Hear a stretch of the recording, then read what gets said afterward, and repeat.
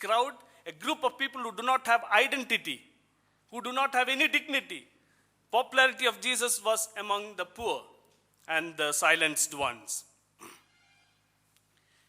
No, it's very easy for us many times to condemn Pharisees.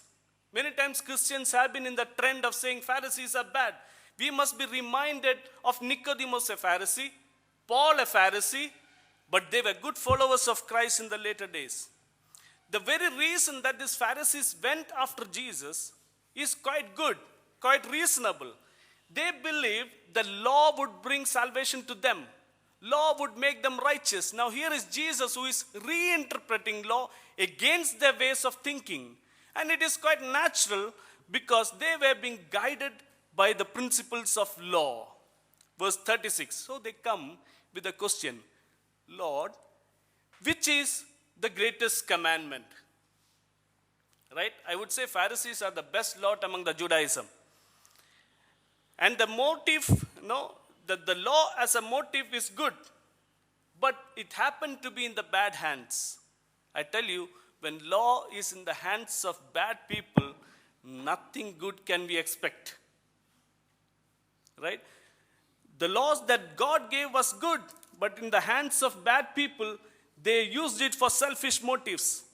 Now they ask Jesus to trap Jesus.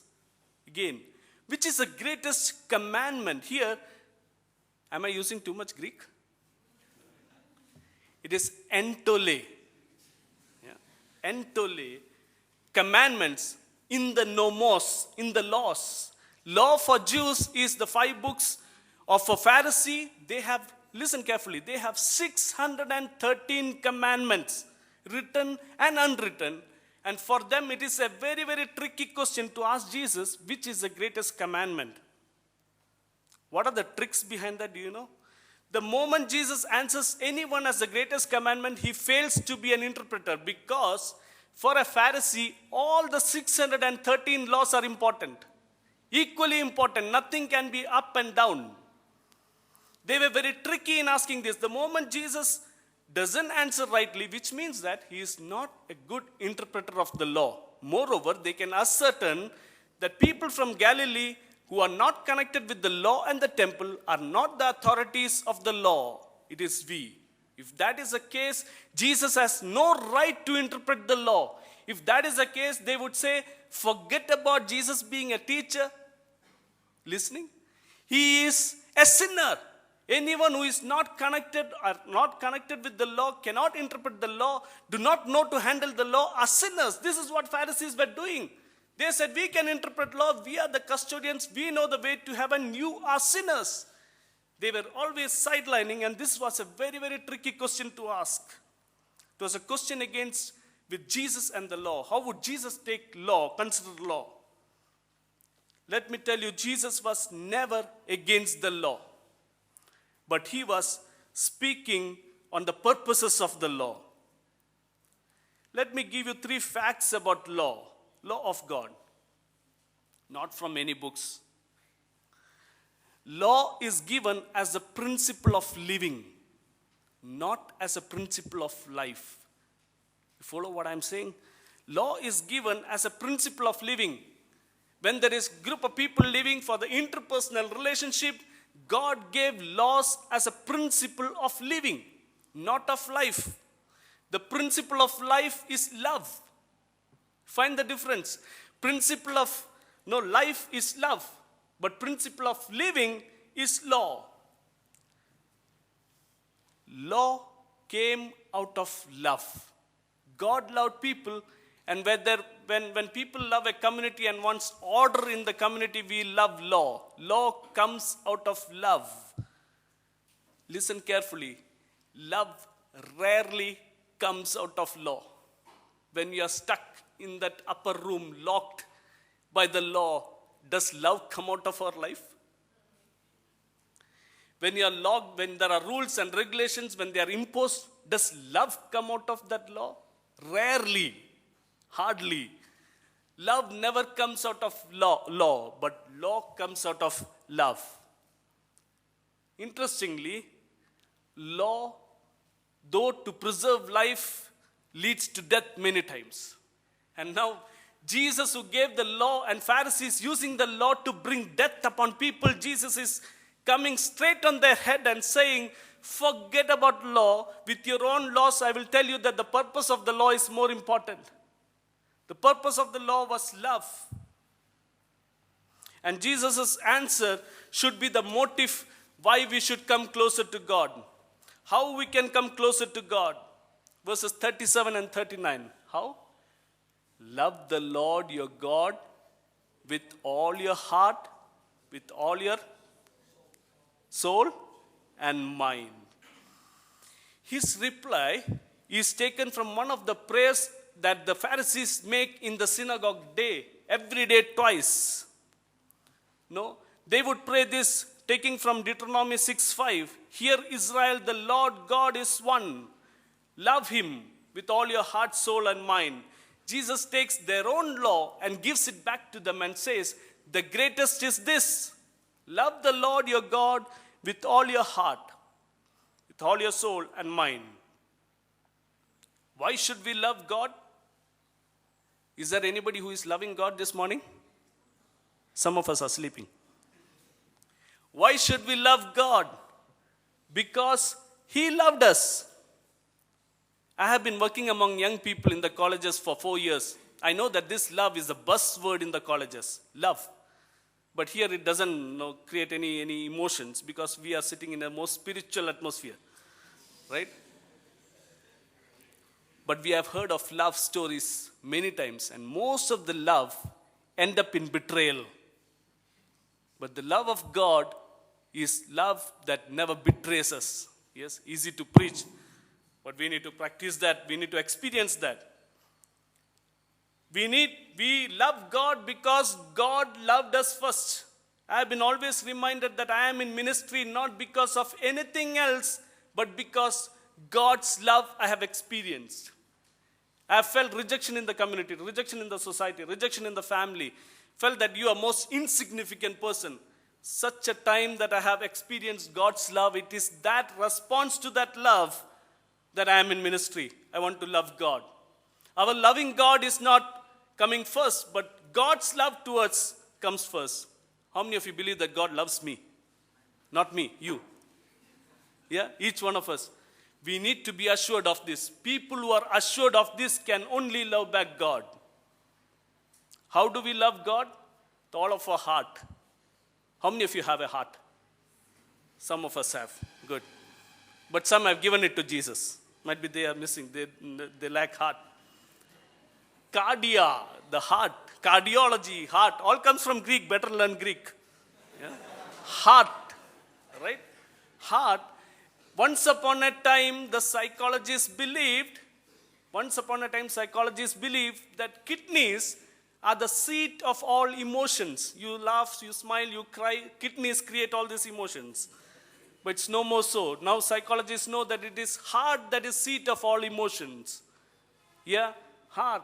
So God expects us to love God with all of our emotions. Nothing wrong in crying in the presence of God.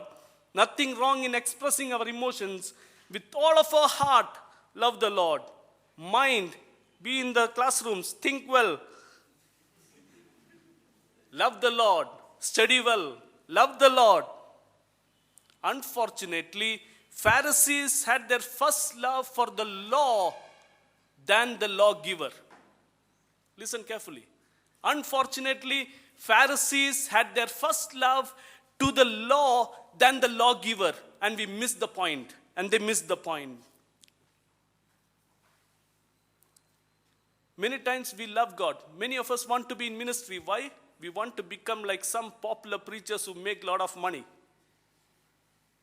You want to make a living out of our ministry. Loving God is not to receive. For me, ministry is not about receiving, it's about giving. It's about giving. We need to correct our thinking. Loving God is about giving. It's always to give. Loving God is not to be served. Right? It is to serve. So motive to love is visible through our love for others. Right? Through our love for others, our love to God becomes visible. Some people are so spiritual. They love God so much that they cannot sit along with anybody else. Yeah? Others are sinners. I can't get along with them. I know someone who fasts in this city, closed in a room, not even wanting to talk to his wife, all alone with God, getting disconnected with people. Loving God is not disconnecting you from people, but connecting you to the needy people. Amen? Amen. So Jesus was emphasizing that the motive to love others lead us towards God. Many times, as I said, loving God becomes much easier than loving our brother or sister. How many of us can love God? Nobody. How many of us can love our brother and sister? Somebody. Good. It is easy to love our brother and sister, but how about loving our enemies? That is what God or Jesus reinterpreted.